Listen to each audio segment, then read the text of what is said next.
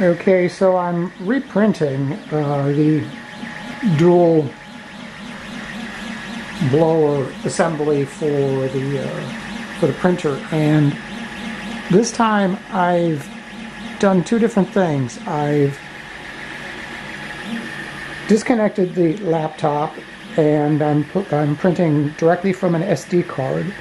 I also sliced this in Raise 3's slicer with the settings modified to handle the Ender 5 Plus. The other thing that I've done here is I've also made sure that the print bed is heated to plus 40. I'm printing at 215 degrees C, which is what eSun recommends for their filament. One thing I'm noticing first off is the reduced stringing when the print got when the raft got printed out. There is some, but definitely not as much as there was with the Creality slicer. I've noticed a bearing not spinning. That's one of the bearings, and that's rotating. And that one seems to be not doing anything. So this is on my EXO slide upgrade. Now I'm checking all the other ones. They seem to be doing okay. So I can't believe that I've got a bearing that has seized. So what I suspect may be happening is as the assembly settles in and as the vibration knocks the plastic and bearing assemblies around, things kind of go out of dimension. So I'm going to have to probably go in there and, well, once I confirm, in fact, that I don't have a bad bearing. Again, these things don't spin fast enough that one would die, so I think it's just out of lack of contact. There are adjustment screws for the tension, and I'll go in there and carefully readjust, disconnecting the motors. Anytime you move your gantry around, you want to make sure you unplug your motors, because they're basically generators in reverse when you move them. They're gonna apply energy into your driver chips and could very easily blow them out. So disconnect them, and that way there you can move the gantry around and not worry about damaging it. So this is definitely a far cleaner print.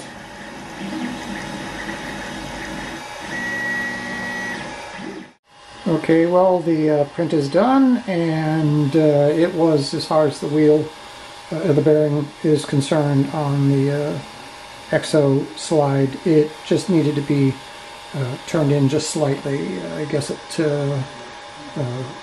settled out, and the screw wasn't far enough in, and so I had to go back in and adjust it. Anyways, this looks a lot cleaner, feels a lot cleaner than the previous print that I did through the USB port. So I'm still kind of baffled as to what could be happening, but well, it's finally done, and although not perfect, it is dimensionally a lot more,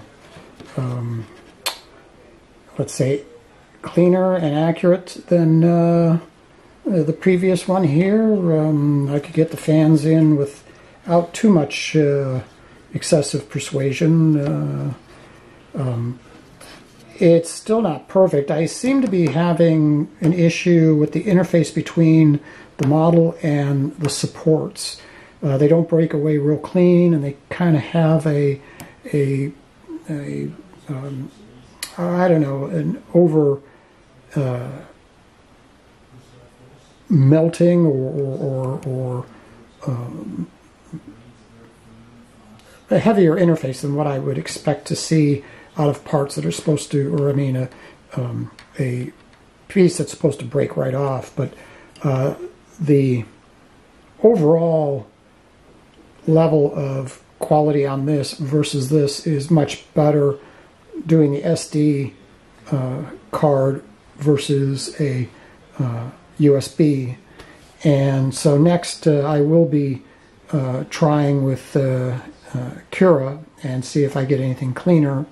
And I'm going to first do the default, and then I'll do a print with some manipulation of the settings. Most likely just a resolution increase and playing around with the infill and shells. But I'm happy so far. Yeah, glad I got the printer. Still would like to get the enclosure, because I think some of these problems are the drafts when the heater, when the furnace kicks in. And so I can only imagine when the air conditioning kicks in during the summertime, it's going to be equally an issue. So anyhow, I'm done for tonight, and well, we'll have to see what happens with Cura. I've never used Cura before, and I just kind of browsed it a little while ago, and I do like a lot of the features that you've got, and they do have a setting tailored to the Ender 5 Plus, so a little bit easier than what I had to do with Raise 3. So let's trudge forward. That's it for tonight. Bye.